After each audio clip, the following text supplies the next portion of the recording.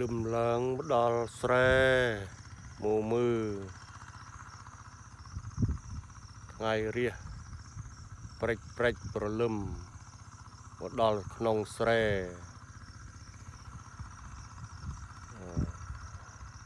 មើលទេសភាពក្នុងស្រែដែលអត់ទឹកហើយក៏មិនដឹងថាគិតយ៉ាងណានឹងបានទឹកមកពួកភ្លេងគាត់ប្រោះព្រំតអ្នកលក់អ្នកដូរផ្សារក្នុងភូមិក្នុងមកវាលស្រែវាលស្រូវមិនមានតំណក់ទឹកមកសោះចាប់ហើយកសិករយើងបងប្អូនអើយគឺស្រែរំពឹងទឹកភ្លេងមិនមានប្រពន្ធប្រឡាយនឹងគេក៏ពិបាកដែរណាបងប្អូន